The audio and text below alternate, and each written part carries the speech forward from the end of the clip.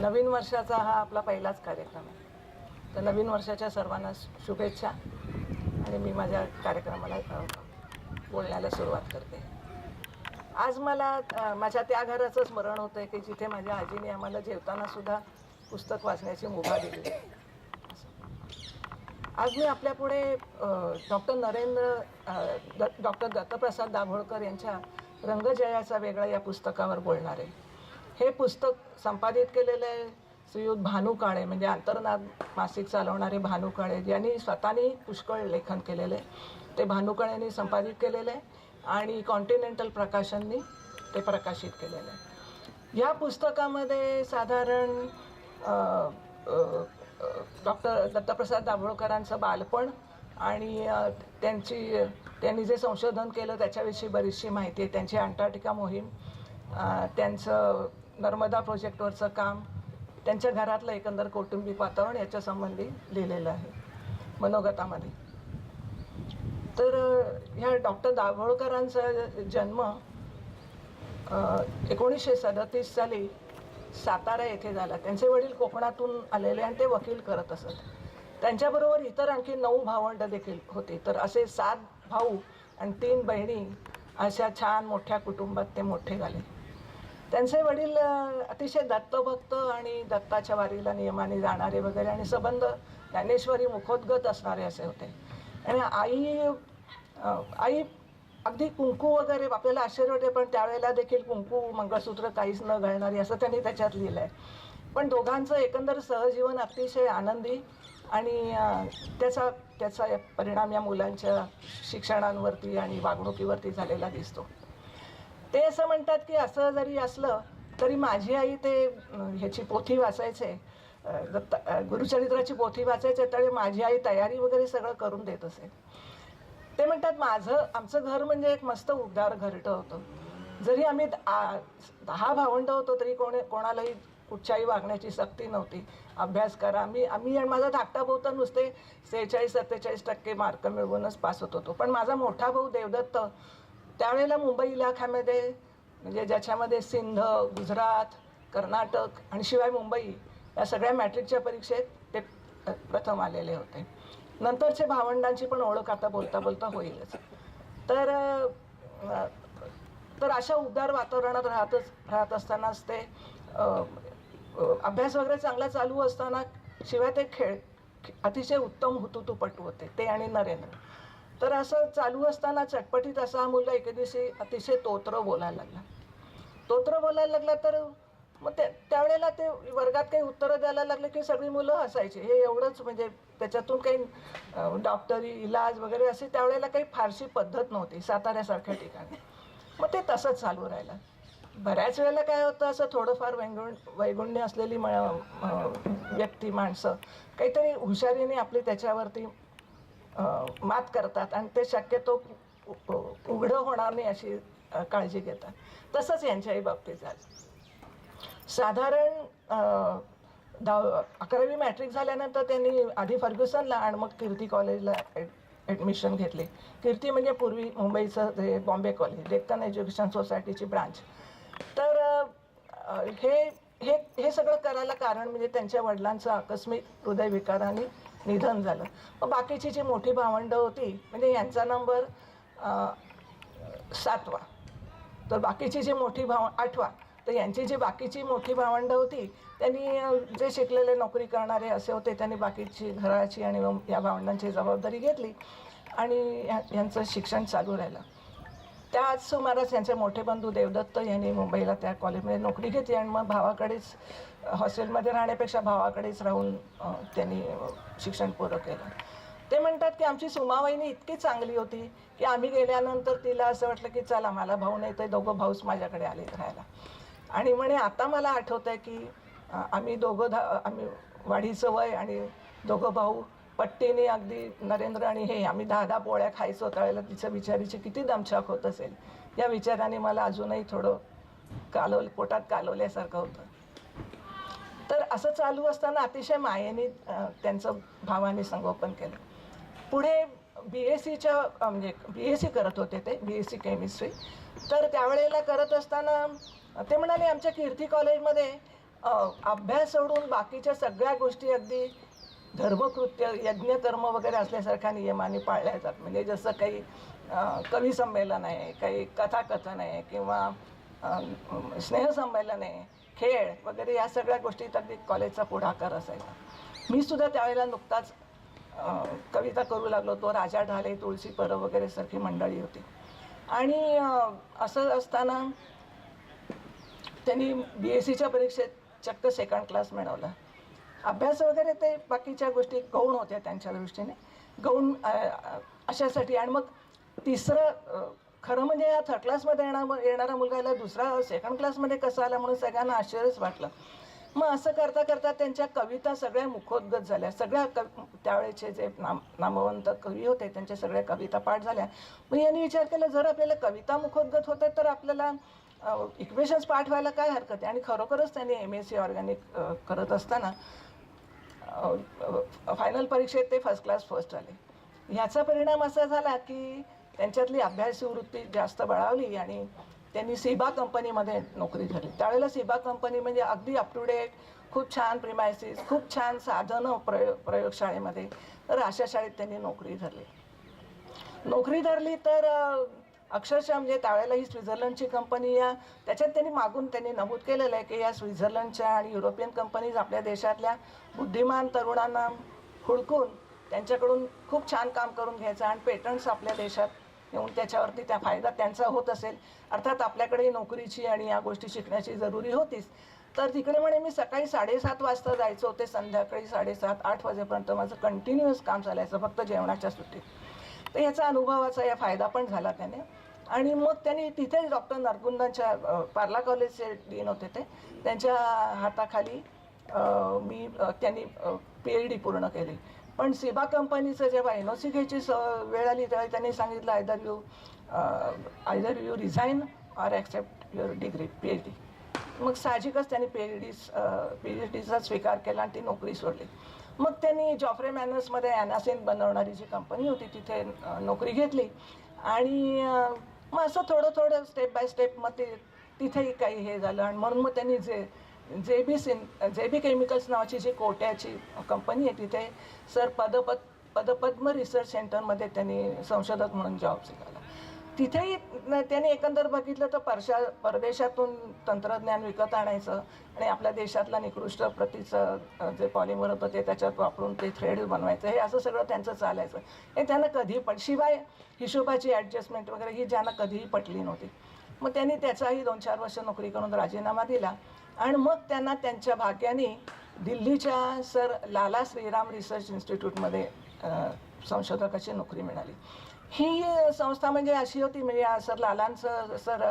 लाला श्रीरामांचं असं स्वप्न होतं की डॉक्टर होमी बाबांच्या प्रमाणे मी अशी स्वायत्त म्हणजे गव्हर्नमेंटची आणि कुठच्याही इंडस्ट्रियलिस्टची मदत न घेता मी माझी संस्था स्थापन करेन की जिथे संशोधकांनी फक्त संशोधन करायचं, त्यांना पगार मिळणार नाही, त्यांनी इंडस्ट्रीमध्ये जाऊन त्यांच्या काय जरुरी आहेत ते विचारायचं आणि त्याच्यावर पेटंट मिळून त्यांनी काम करायचं. तर ही संस्था त्यांना खूप आवडली आणि तिथे त्यांनी काम सुरू केलं. हे सांगायच्या आधी मला हे सांगितलं पाहिजे की सिबामध्ये नोकरी करत असताना तिथेच आशा वासवानी नावाच्या एक सायंटिस्ट होत्या, त्या पण बुद्धिमान आणि तरतरीत अशा होत्या. त्यांच्याशी त्यांचं लग्न झालं. 14 वर्षाचा सुखी संसार झाला. पण काही तात्विक मतभेदांमुळे आणि मुख्य सिंधी आणि महाराष्ट्रीयन किंवा पंजाबी आणि महाराष्ट्रीयन याच्या जो रीतिरिवाजात फरक असतो त्याच्यामुळे त्यांनी ते समजुतीने विभक्त होण्याचा निर्णय घेतला. त्यांना ज्वाला नावाची एक मुलगी होती छोटी. तर आता इथून पुढे त्याच्यानंतर त्यांनी ही नोकरी घेतली आणि मग श्रीराम रिसर्च सेंटरमध्ये इतके चांगले संशोधक होते त्यांच्याबरोबर. आणि शिवाय ह्यांनी सुद्धा जवळजवळ त्या काळात त्यांनी 100 पेटंट्स घेतली, 100 पेटंट्स मिळवली. त्याच्यापैकी काहीची मी ओळख करून देते. त्याच्यापैकी एक त्यांचं अतिशय गाजलेलं म्हणजे हाय इम्पॅक्ट पॉलिस्टेरीन, म्हणजे ज्याला टेरिलिन म्हणतो ना, ते तंत्रज्ञान त्यांनी डेव्हलप केलं. तर हे करत असताना त्यांना माहिती होतं की डाऊ केमिकल जी अमेरिकन कंपनी आहे ती कोणाला म्हणजे पुढे येऊ देत नसे. ते दरवेळेला कोणी काही नवीन हे केलं इन्व्हेंट केलं की ते म्हणायचे की आमच्या रूल्सच्या बाहेर, आमच्या रूल्समध्ये हे ते बसत नाही. मग यांनी ते सगळं जाणून बरोबर त्याच्या मर्यादांचं उल्लंघन न होता त्यांनी ते टेरिलिनचे हे विकसित केलं. आणि ह्याच्यामध्ये व्हिनिल केमिकल्स, नंतर आपली गुजरात इंडस्ट्रियल रिसर्च जी आहे कंपनी, त्याची पण त्यांना मदत झाली. आणि या तिघांनी मिळून जवळजवळ त्यावेळेला 40 पेटंट्स घेतली. आणि बराचसा भाग श्रीराम रिसर्चचा होता, त्याच्यामुळे त्यांच्या नावावरतीच झाली. दुसरं त्यांनी एक टेक्निकल त्यांची पेटंटचं एक हे कारण म्हणजे त्यांनी म्हणजे जे बुलेट प्रूफ पॉलीकार्बोनेट असतं ते त्यांनी बनवलं. ते पण बनवायला कोणी इंटरनॅशनल कंपनीज पण कोणी तयार नव्हता. ते त्यांनी दिल्लीच्या येणाऱ्या नॅशनल रिसर्च इन्स्टिट्यूटमधून बनवलं आणि तिथेच गुरगावला तो कारखाना त्यांनी केला. तिसरं पेटंट त्यांचं याच्यावरती मिळालं. या 2 नंबरच्या याला 30 पेटंट्स मिळाली त्यांना, 8 पेटंट्स मिळाले. त्याच्यानंतर तांदूळाच्या म्हणजे भाताच्या तुसापासून त्यांनी डिग्रेडेबल इंधन मिळवण्याचा प्रयत्न केला, सिलिका मिळवण्याचा प्रयत्न केला. याच्यावरती 4 पेटंट्स मिळाले. नंतर त्यावेळेला 73 साली आखाती देशामध्ये इंधनाची बरीच चणचण निर्माण झाली. त्यावेळेला मग बायोडिग्रेडेबल काही इंधन मिळवायचं का असे प्रयत्न चालू होते. मग निवडुंगापासून काही मिळवूया, बायोडिग्रेडेबल पेट्रोल निघतं का बघूया, असं प्रयत्नात असताना यांच्या असं लक्षात आलं की अरे निवडुंग जर रेताड वाळवंटात जर टिकून धरतो का, त्या चिकाचं काय गुणधर्म आहे, तर ते पाणी बाहेर जाऊन देत नाही. मग आपण ह्याचाच उपयोग जर आपण झोपड्यांवरती आवरण म्हणून जर घातला पेंटमध्ये घालून, किंवा विटांवरती जर त्याचं कोटिंग केलं तर ते विटा जास्त टणक आणि टिकाऊ बनतील. आणि तसंच गरीब लोकांना पण राहायला ते एक मोठं त्याचं साधन होईल. तर ह्या दृष्टीने त्यांनी हे संशोधन त्यांचं मांडलं पुढे. याच्यावरती त्यांना पेटंट्स मिळालं आणि पुढे तुर्कस्तानात, कझाकिस्तानामध्ये वगैरे याच्यावरती डेमॉन्स्ट्रेशन करण्यासाठी बऱ्याच वेळेला बोलवलं गेलं. आणखीन एक त्यांचं भाभा एटॉमिक रिसर्चमधून त्यांचं एक काम म्हणजे स्टरलायझेशन थ्रू रेडिएशन. म्हणजे पूर्वी जे औषधाचा फवारा मारून जे फळं, किंवा अजूनही ते चालूच आहे म्हणा, पण ते जे करत असत ती मेथड खर्चिक होती. मग यांनी जे स्टरलायझेशन थ्रू रेडिएशन जे भाभा ॲटॉमिकच्या मदतीने जे चालू केलं, त्याच्यामुळे खर्चात जवळजवळ अर्धी कपात झाली आणि कंपनीचे बरेचसे पैसे वाचायला लागले. त्याच्यामुळे मग ह्यांना त्याही बाबतीत यांचं योगदान मोठं आहे.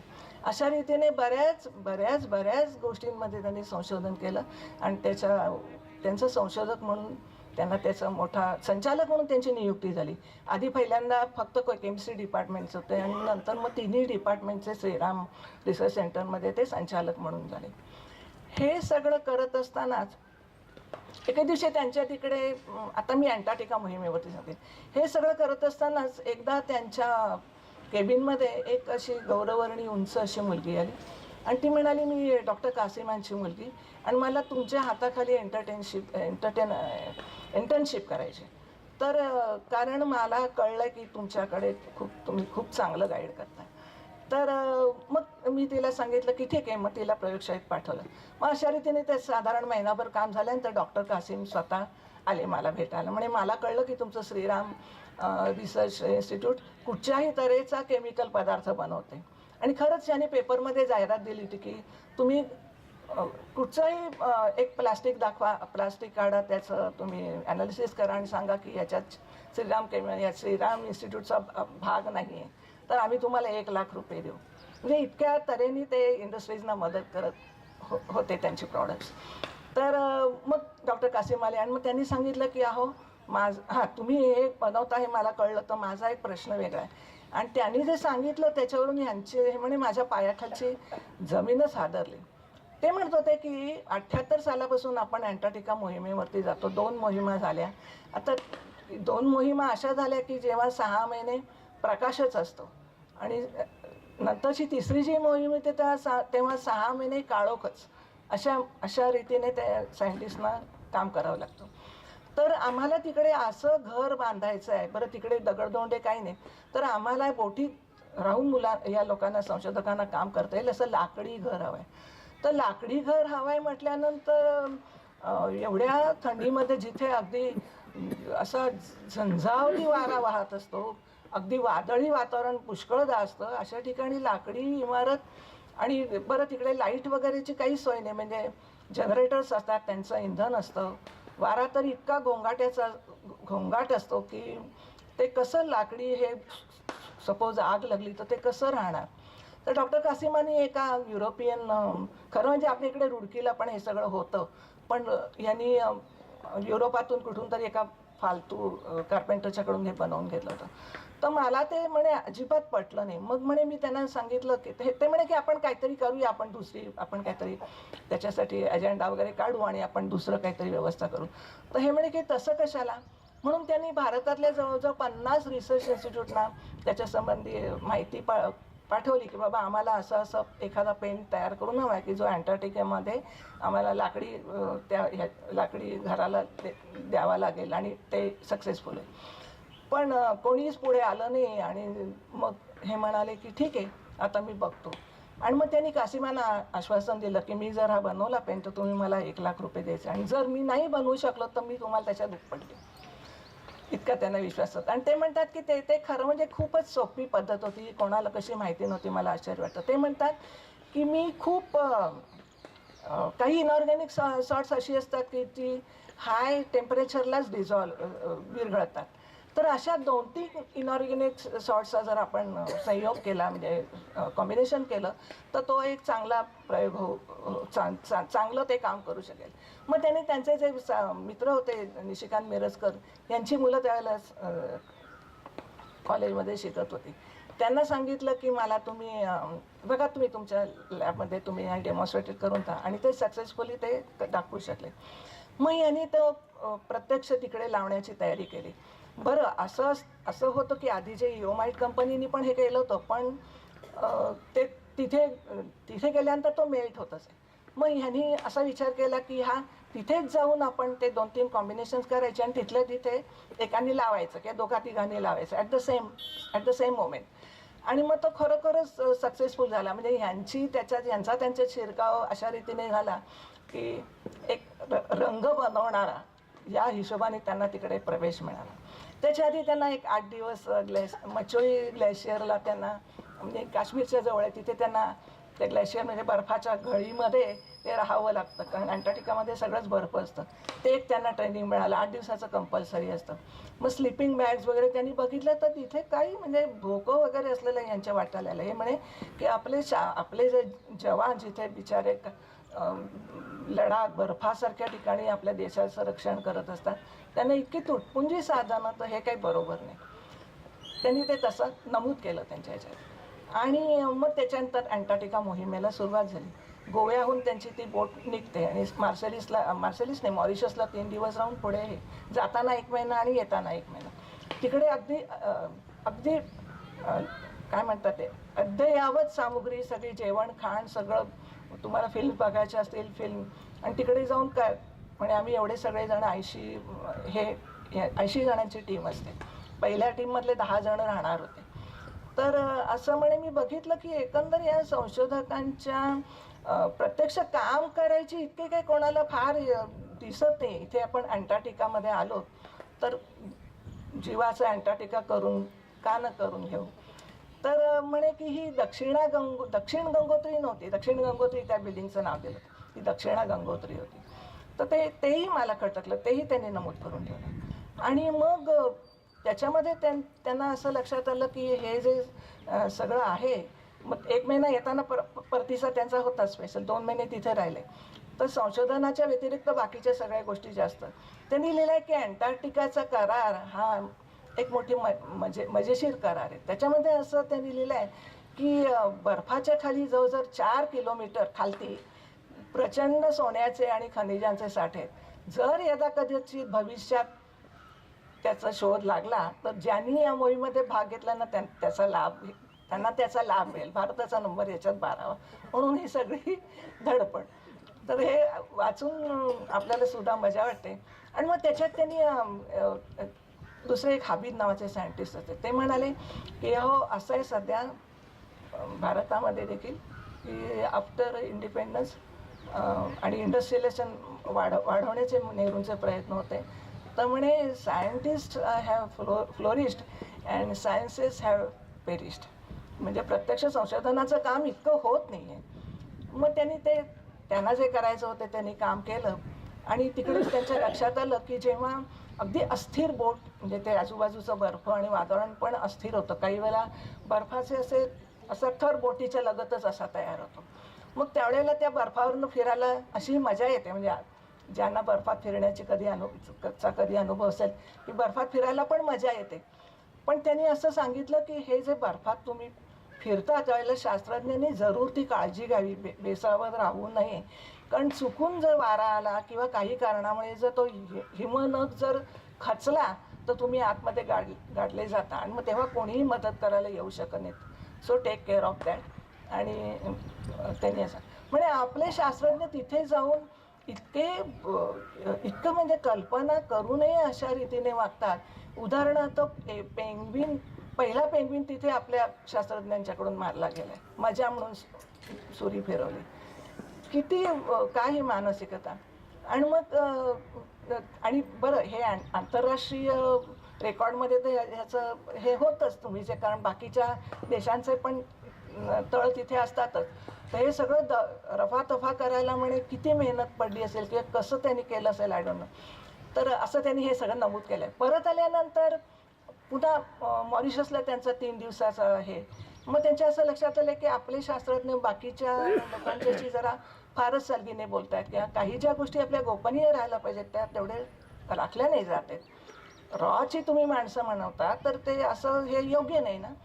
आणि हेही त्यांनी नमूद करून ठेवलं आहे.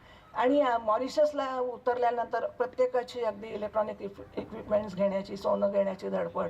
त्यांनी पोचण्यापूर्वी मोहन कात्रेंना फोन केला की सर हे बघा हे असं असं होत आहे तर तुम्ही त्याच्याकडे लक्ष द्या.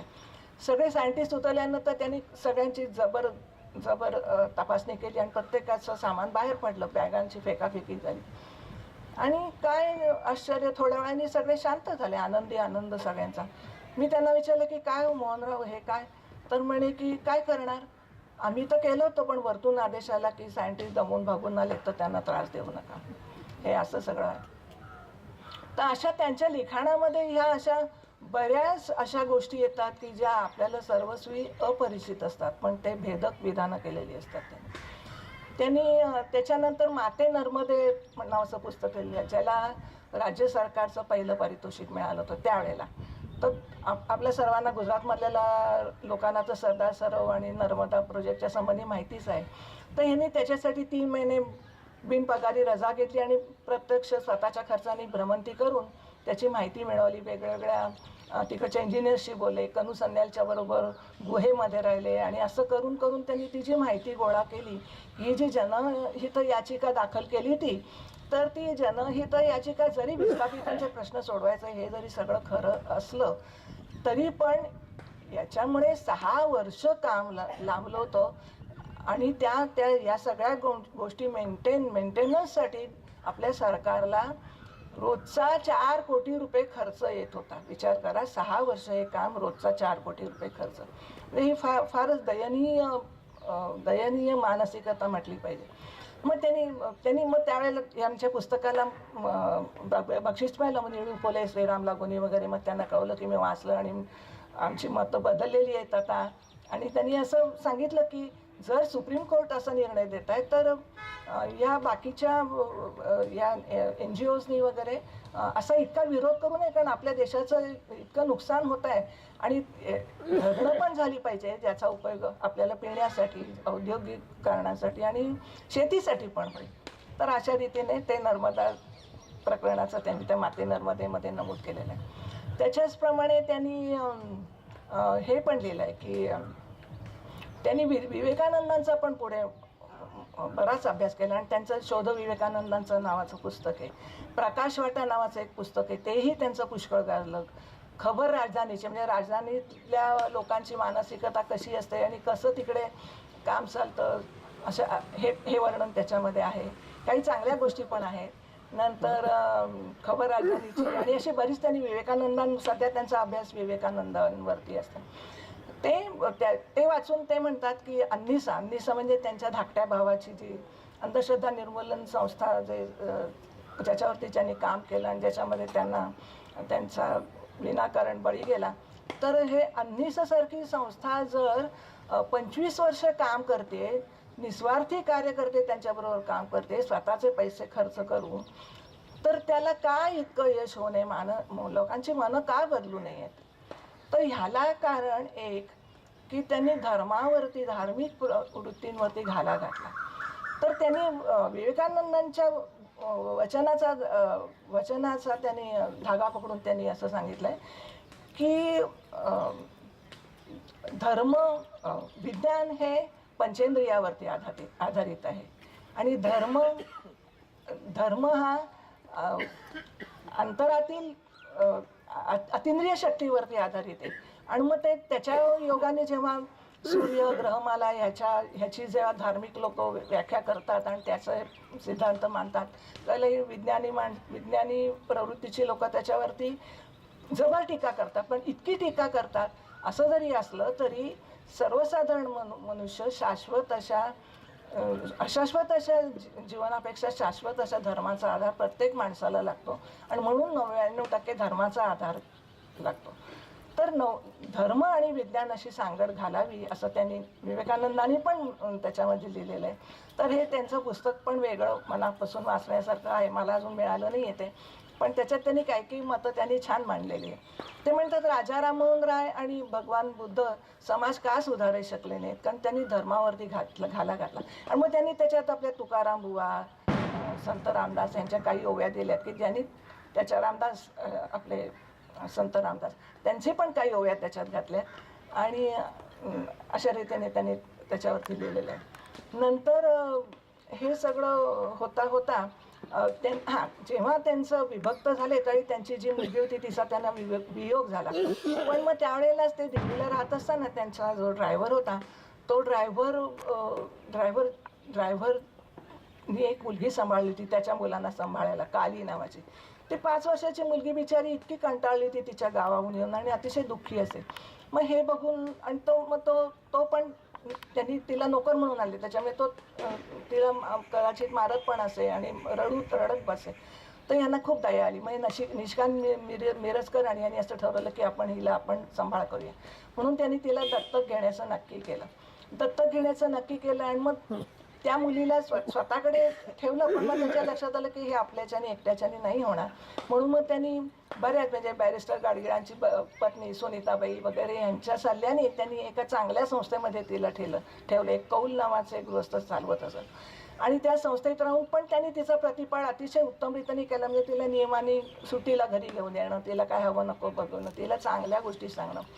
तर ते मिरजकर म्हणून त्यांचं जे साध्य आहे ते म्हणतात की आम्ही ज्यावेळेला तिला दुसऱ्या खेपेला भेटलो त्या काली तिचं पहिलं नाव काली होतं आणि मग नंतर यांनी सुजाता, की तिच्यामध्ये इतका बदल झाला होता की जशी काही ती फुलराणीच.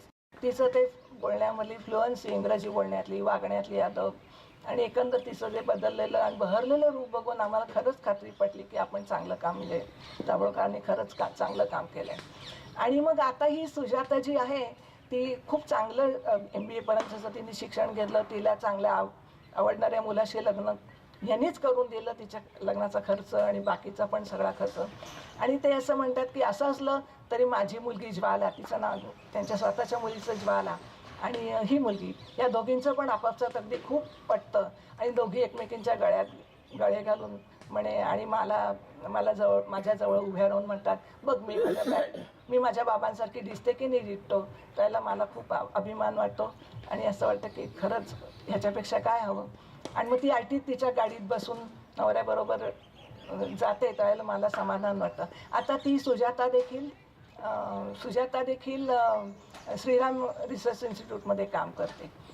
तर अशा रीतीने एकंदर या कुटुंबामध्ये परोपकारी वृत्ती होते. यांच्या आईनी सुद्धा गांधीवादाच्या वेळेला हिंदू महासभेचे प्रांताध्यक्ष होते कुलकर्णी म्हणून. त्यांचं स्वतःचं हॉटेल होतं. तर त्यांचं जाळपोळ झाली आणि काही कोणाच्या हातात राहीना ते खवळलेला समाज. मग ह्यांच्या आईने त्यांना आपल्या घरात आश्रय दिला होता, त्यांच्या कुटुंबाला. म्हणजे ही परोपकारी वृत्ती त्यांच्या सगळ्या भावंडांच्यामध्ये आलेली आहे. आणि परोपकारी वृत्ती आणि त्याच्यावर कृती पण, नुसतंच परोपकारी वृत्ती नाही. त्यांनी आपल्या इन्स्टिट्यूटमध्ये त्यांच्या बरोबरचे ड्रायव्हर, त्यांचे गार्डनचा माळी, ह्या सगळ्यांना सुद्धा अगदी मुक्त हस्ते मदत केली की हे तुला घर घ्यायचं आहे ना, हे घर घे आणि मला पैसे नाही दिले तरी चालतील, कारण तुला पगार इतका जास्त नाही मला माहिती आहे. आणि मग पण मी पुन्हा कधी येईन तर मला तू काहीतरी चहा तरी पाळला पाहिजे, नाही तर काहीतरी नाश्ता तरी केला पाहिजे, ह्या अटीवरती. आणि खरंच असे बरेच चौघजण त्यांच्या हाताखालची जे नोकरवर्ग होता ते सुखी झाले. त्याच्यानंतर त्यांनी जवळजवळ 37 वर्ष रिसर्चमध्ये काम करून मग ते पुण्याच्या जवळ साताऱ्याला स्थायिक झाले. त्यांचे मोठे बंधू देवदत्त हेही तिथे स्थायिक झाले ते. आणि मग त्यांनी आईस्पाईस छान बंगला बांधला. त्यावेळेला त्यांना दिल्लीला 2 प्लॉट मिळाले होते, पण त्यांनी एक प्लॉट त्यांनी असंच विकून त्यांचा तो माळी आणि इतर जी त्यांच्या ते स्वयंपाकी आणि अशी जी मंडळी होती त्यांना ते पैसे वाटले आणि एका प्लॉटचे पैसे त्यांनी स्वतःच्या घरासाठी वापरले. त्यांच्या घराचं नाव आहे या म्हणजे कोणीही कधीही याचं दैव ते मोकळं असतं. जसं काही शनी शिंगणापूर ते गावाचं आत्ता जे आपण नाव ऐकलं ना, तर आणि कोणीही या आणि अतिथी देवो भव हा त्यांचा अगदी. आणि बरेचसे त्यावेळेला दिल्लीला देखील ह्यांच्याकडे मोठे मोठे आपले विजय तेंडुलकर, पु ल देशपांडे, दुर्गाबाई भागवत यांना बंडखोरी करायचे लहानपणी म्हणून बंडखोर बंड्या यांच्या घरी उतरत असत. आणि खूप मोठ्या यांच्या एकंदर विपुल वाचनामुळे, लेखनामुळे आणि त्यांच्या एकंदर पोझिशनच्यामुळे पण त्यांच्या मोठ्या लोकांची अशी मैत्री झाली. बलराज मधोक, धर्मवीर नावाचे जे त्यावेळेचे इंडिया टुडेचे हे होते, नंतर मोठ्या ICS ऑफिसर्स वगैरे, राजीव गांधींशी याची ओळख होती. हे जे मी मगाशी तुम्हाला म्हटलं की त्यांनी ते नमूद करून राजीव गांधींना सगळा वृत्तांत कळवला, ज्याचा लोकसभेमध्ये विचारणा झाली. आणि मग सगळे लोक की हा कोण हरामखोर एवढं सगळं लिहिणारा. अर्थात यांचं नाव राहिलं नाही, पण ज्यांना कल्पना होती त्यांनी, तुम्ही संशोधन करताय, काही शोधपत्रकारिता करताय, असं त्यांचं त्यावेळेला जरा प्रसिद्धी अशी झाली होती. आता मी पुन्हा त्यांच्या कौटुंबिक बॅकग्राऊंडकडे येते. तर इथे राहत असताना त्यांच्याकडे नेहमी आता सातारेमधलेच ते स्थायिक होते, म्हणजे गावातली लोक त्यांना लेक्चर्स वगैरे द्यायला बोलवायला लागले. तर त्यावेळेला संशोधक म्हणून असताना त्यांना त्यांच्या तोतरेपणाचा इतका त्रास झाला, कारण ह्यांची ख्याती अगदी कमी बोलणारा, मागे राहणारा, जरी संचालक असले तरी इतरांना पुढे करणारा अशी होती. त्याच्यामुळे फक्त काही त्यांना त्यांचं जेव्हा डेमॉन्स्ट्रेशन करायचं असेल त्यावेळी फक्त LCD स्क्रीन वापरायचा आणि ते त्याच्यावरती लिहिलेलं असतंच आणि नेक्स्ट केलं की ते त्यांचं काम भागून द्यायचं, असिस्टंट असायचाच त्यांच्याबरोबर. मग इथे जेव्हा लेक्चर द्यायची वेळ आली की बाबा शोध विवेकानंदांचा काहीतरी असा विषय होता, तो म्हणे माझी इतकी पाचावर धारण बसली की आता मी काय करू, कसं बोलू. आणि माझे भाऊ होते मोठे, ते देवदत्त, तर ते आले आणि ते म्हणाले की हे बघ बंड्या, मला कळतं आहे की तू काय एवढा उद्विग्नता तुझ्या मनात काय आली, पण मी तुला सांगतो ती एक गोष्ट कर. तर म्हणे की तू एका खोलीमध्ये शांत बस 1-5 मिनटं आणि सेल्फ हिप्नोटाईज करता येत आहे का बघ, त्याचा हे कर. आणि त्यांनी तसा प्रयोग केला स्वतःवरती. आणि सांगायचं आश्चर्य म्हणजे त्यांच्या भाषणाला बाबासाहेब पुरंदरे वगैरे आले होते. तर भाषण ऐकल्यानंतर बाबासाहेब पुरंदरे म्हणाले की अहो तुम्ही किती छान बोलता हो, मला तर असं वाटत होतं की तुमचं भाषण संपूच नाही, 1.5 तासाच्या ऐवजी 2-2.5 तास का नाही चालू. तर अशा रीतीने त्यांनी त्यांच्या तोतरेपणावरती खूप उशिरा का होईना मात केली. त्याच्यानंतर त्यांनी त्यांच्या मोठ्या बंधूंच्या संबंधी लिहिलं आहे, दादांच्या संबंधी. तर वडील गेल्यानंतर या मोठ्या भावानी त्यांचा सांभाळ केला आहे. दादा पुणे विद्यापीठाचे कुलगुरू होते. त्याच्यानंतरचे जे श्रीपाद, म्हणजे ज्याला मुकुंद दुसरं नाव होतं, तर हे श्रीपाद जे होते ते शेतकी म्हणजे तासगावला जी द्राक्ष क्रांती झाली त्याचे ते जाणे ते की त्यांची लेक्चर्स ऐकायला शेतकरी पैसे देऊन येत असत आणि मग त्यांना जमनालाल बजाज पारितोषिक मिळालं होतं. 3 नंबरचे भाऊ हे जे ते मेडिकल कॉलेज कोणचं मुंबईचं जे मेडिकल कॉलेजचे डीन होते ते. 4 नंबरचे जे भाऊ ते सुद्धा असेच शेतकी तज्ञ, ते अरे डेअरी चे ते डीन होते. 5 नंबरचे भाऊ ते पण असेच मोठे डॉक्टर, आणि तरी ते स्वतः परदेशामध्ये सुद्धा धार्मिक आणि त्या आत्म्याच्या संबंधित एक सोलच्या संबंधित ते सांगत असतात, आणि त्यांचीही लेक्चर्स तिथे ठेवली जातात. 6वे हे आणि 7वे हे नरेंद्र, ज्यांनी अंधश्रद्धा निर्मूलनाचं जन्मभर काम केलं आणि त्याच्यासाठी त्याग करावा लागला त्यांना. तर असं यांचं कुटुंब. धाकटी बहीण अमरजा ही गायनाकॉलॉजिस्ट प्रख्यात. 2 नंबरची बहीण वेणू म्हणजे इकॉनॉमिक्समध्ये PhD केलेली. तिचं वसंतराव पळशीकरांशी लग्न झाले, खादीदारी, आणि त्याच्यामुळे ती खादीदारी. सगळ्यात मोठी बहीण आंबू ही पण अशीच चांगल्या रीतीने शिक्षण घेतलेली. अशी ही सगळी 10 भावंडांची फौज.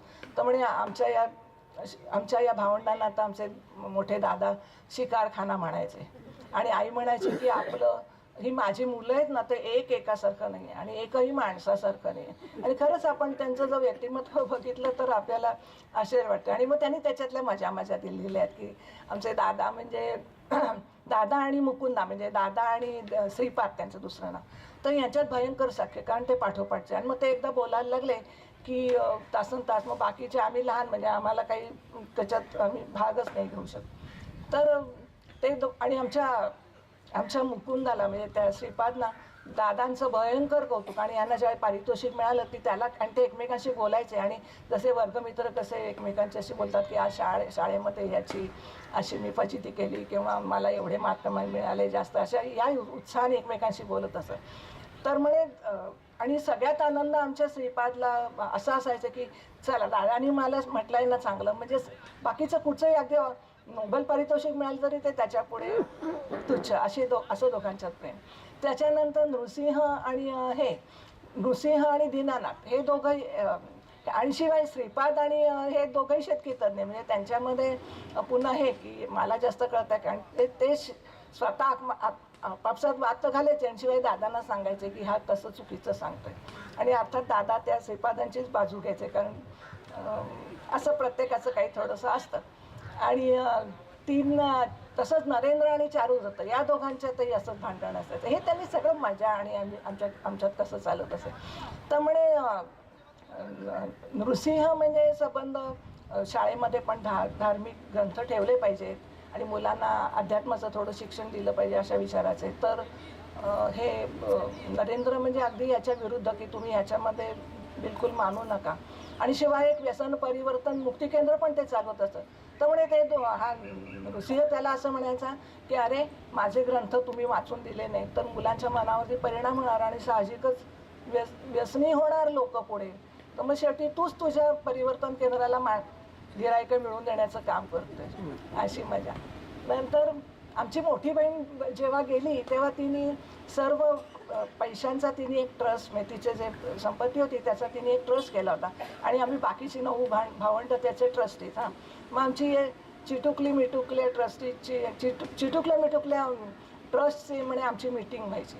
तर एकदा म्हणे आमचे मोठे भाऊ देवदत्त म्हणाले की अरे याला नरेंद्रला गाडी तर दिले पाटलाने, पण तो काही पगार वगैरे घेत नाही, तर पण आपण आपल्या ट्रस्टमधून याला 4000 रुपये ड्रायव्हर ठेवण्यासाठी आणि पेट्रोलसाठी आपण देऊया, कारण याला गावोगावी फिरायचं. तर हे नृसिंह म्हणे की हे बघा, अशा समाज विघातक कामं करणाऱ्याला जर तुम्ही पैसे देणार असाल तर मी माझा व्हेटो वापरतो आणि मला ह्या विश्वस्त पदाचा राजीनामा द्यावा लागेल.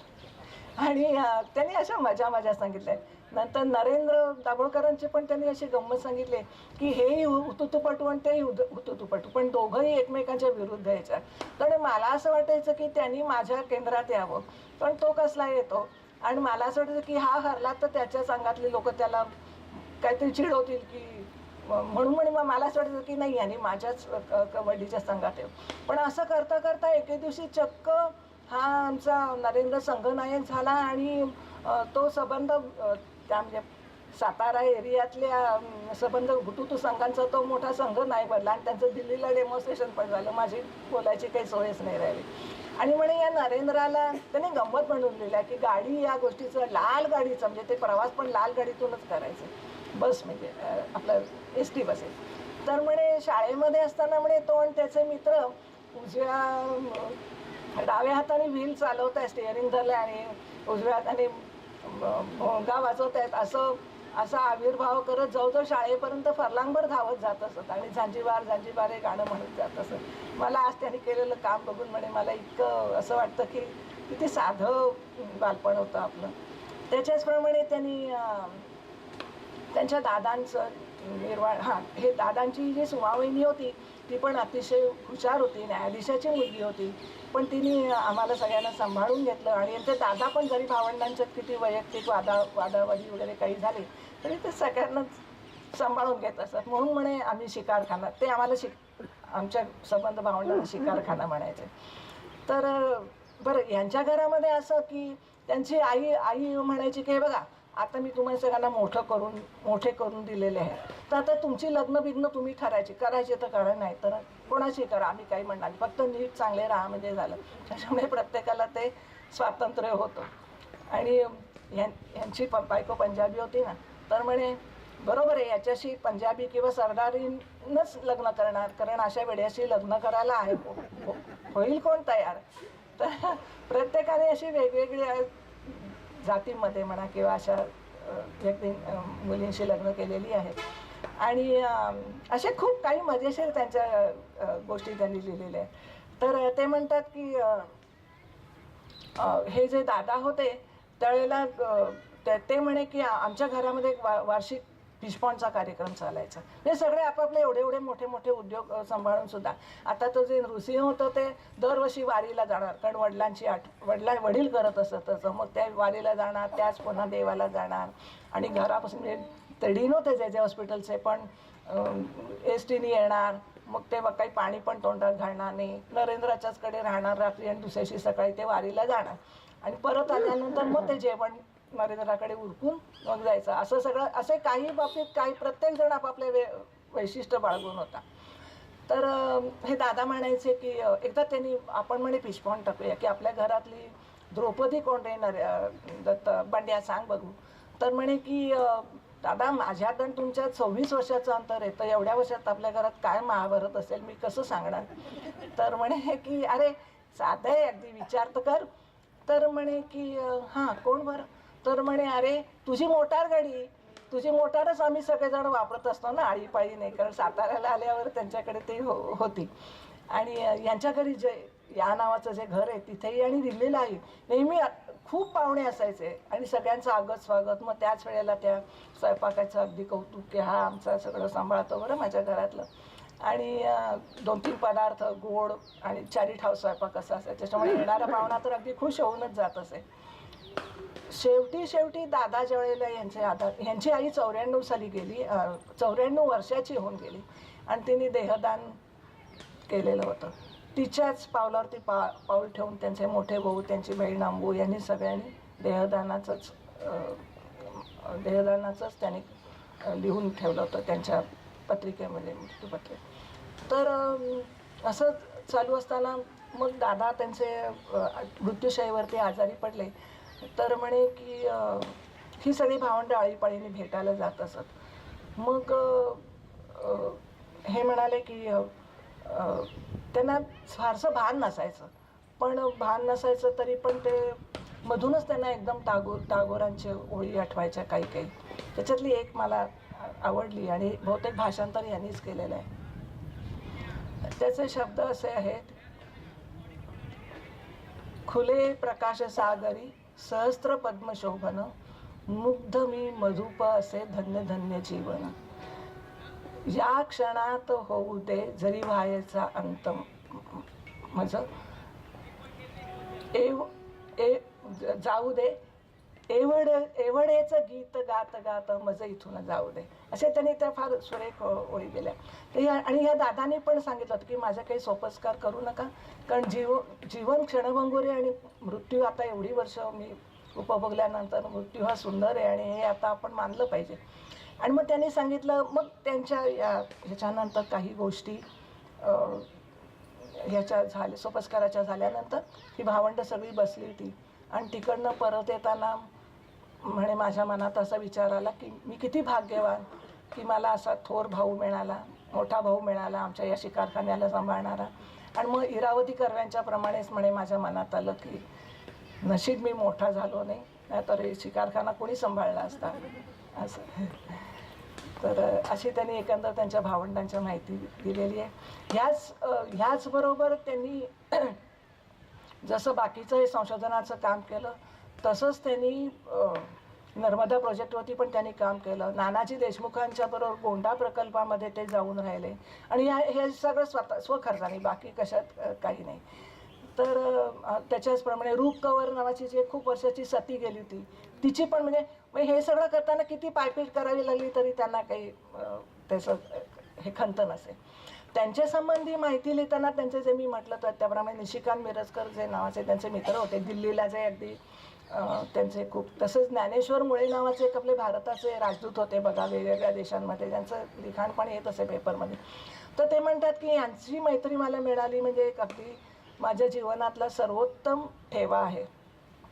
आणि हे स्वतः हे दाभोळकर जे आहे ते इतके संकोची, जरी यांच्या गाडीतून कुठे प्रवास करायचा वेळ आला तरी हे स्वतः अडचणीच्या सीटवरती जाऊन बसतील आणि कुठे जायचं असलं तर ते स्वतः सगळ्यांच्या आधी तयार होतील, स्वतःचा फेरफटका वगैरे उचलून आणि स्वतःची गैरसोय सोसून अतिशय संयमितपणाने दुसऱ्याची सोय बघणारे असं हे व्यक्तिमत्व होतं. त्यांनी ज्ञानेश्वर मुळेंनी असं पण लिहिलं आहे की आमचे एवढे जरी आमचे घनिष्ठ संबंध होते की एकमेकांच्याकडे कायम जेवायला जाणं वगैरे, तरी आम्ही एकमेकांच्या ते म्हणतात ना तसं गुड फेन्सिंग ठेवलं होतं. म्हणजे अमुक एका मर्यादेपर्यंत आम्ही बोलत असू, काही व्यक्तींशी आम्ही त्याच्यामुळे ते निकोप मैत्री जी राहिली की आपण आता विभक्त झाल्यानंतर काय पुढे त्याचा, कारण ते पण कधी तो विषय काढत नसत आणि कधी गैर देखील बोलत नसत, असं त्यांचं व्यक्तिमत्व. याच्या उलट दिलीप माजगावकर म्हणतात की आम्ही तर याच्यासंबंधी खूप वेळा बोलायचो. असं प्रत्येक व्यक्तिमत्वाचं असं बहुरंगी असतात, छटा असतात. तर अशा या दत्तप्रसाद दाभोळकरांचं पुस्तकासंबंधी मला बोलायची संधी मिळाली. त्याचप्रमाणे मला त्यांचं लाल चांदणीकडून धुक्याकडे रशियाची मोहीम त्यांनी केली होती. रशियामध्ये रशियन अकॅडमी ऑफ सायन्सेसनी त्यांना गौरवाने बोलवलं होतं, कारण ह्यांची जशी संस्था होती तशीच रशियामध्ये पण अशा संस्था चालत. तर ह्यांचं आणि त्यांच्या ज्ञानाची काही देवघेव होऊ शकते का या हिशोबाने त्यांना मानाने बोलवलं होतं. खरं रशियात असं कधी बोलत नाही आणि मग तिकडे त्यांनी 2-3 महिने राहिले आणि त्याचे जे अनुभव आहेत ते पण खूप मोठे आहेत, पण ते असं एका याच्यात ते होण्यासारखं नाही. तर त्याच्यासंबंधी आपण पुन्हा कधीतरी बोलू. तुम्हाला जर हे पुस्तक मिळालं तर अवश्य वाचा. आणि एवढं बोलून मी माझं थांबवते.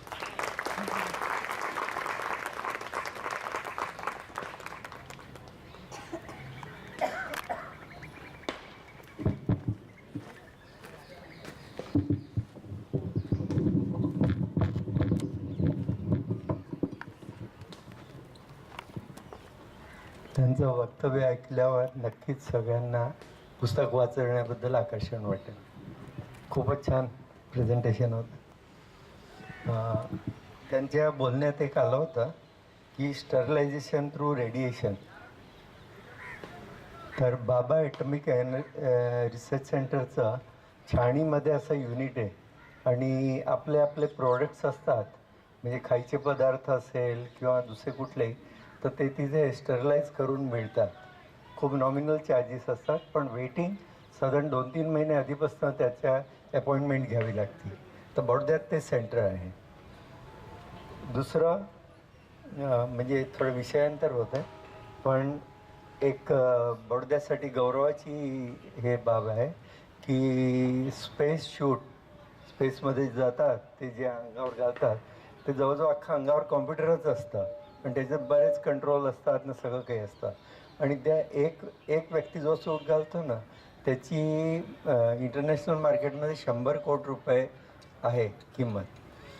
आणि बडोद्यात आपला एक महाराष्ट्रीयन मनुष्य आहे, शुअर सिक्युरिटी नावाची फॅक्टरी आहे छाणीजवळ, आणि त्यांनी भारत सरकारला 1 कोटी रुपयात एक सूट बनवून दिला आहे. आणि खूप गौरवाची बात. कधी शक्य झालं तर तिथे भेट देता येईल अशी व्यवस्था करूया आपण सगळ्यांना. पुढच्या महिन्यात संजय करंदीकर, मराठी विभाग, MS युनिव्हर्सिटी, ते बोलणारे पुस्तक कळवलं नाही आहे. आणि आजची कॉफी हरीश शिर्के यांच्याकडनं आहे, तर त्यांचे खूप खूप आभार. कार्यक्रम संपला आहे. पुढच्या कार्यक्रमाला सर्वांनी तारीख